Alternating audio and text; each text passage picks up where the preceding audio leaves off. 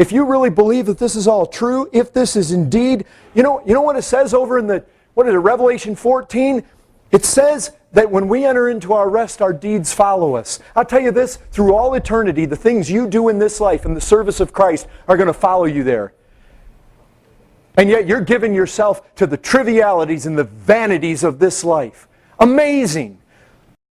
You know what? You're a professing child of God. You say you believe in eternal rewards. You say there's treasure to be had in heaven. But then you compare yourself with a lost man. And he's outrunning you. He's investing in all his stuff in this life because he believes it's going to bring him pleasure. You say you believe the greatest pleasures are at his right hand in the world to come. And yet by your life you're not proving it, and he's outrunning you in the things, his objectives, what he wants to accomplish, than what you're running in.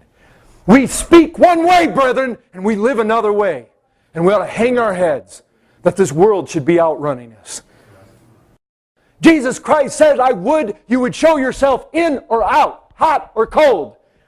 And if you're going to be lukewarm, if you're going to serve me with a half heart, it sickens me, I'll vomit you out of my mouth. He's not speaking to some Turks over there in Izmir, bowing down to their Allah over at the... No, he's speaking to a church. Just like I'm speaking to now. Not to the lost hordes out there. He's speaking to the church. And he's saying, if you're going to try to serve me with a half heart, divided heart, I hate it. It sickens me. Go one way or the other. But get off the middle.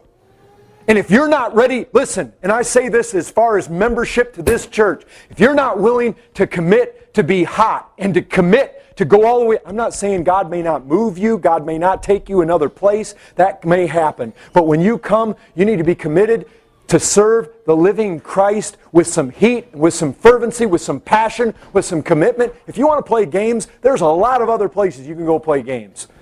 But we want to do it according to the Word, do we not? And it says do it with fervency. It says don't be slothful in this.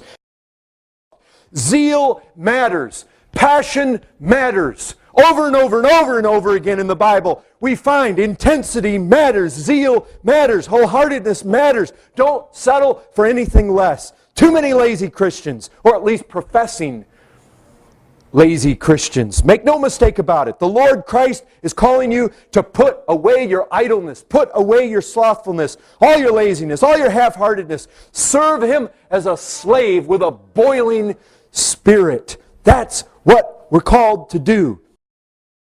Brethren, don't be slothful.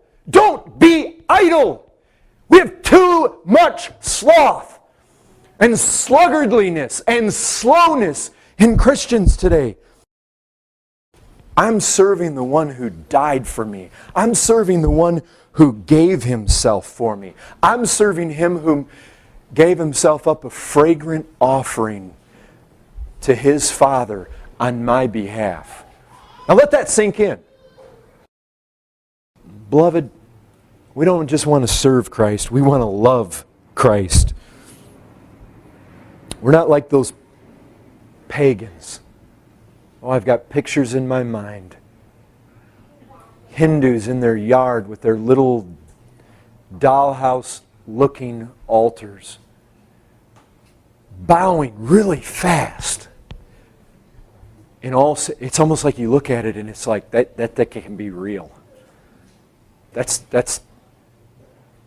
We're not like them. We don't serve our Christ like the pagans, all full of fear, all full of terror.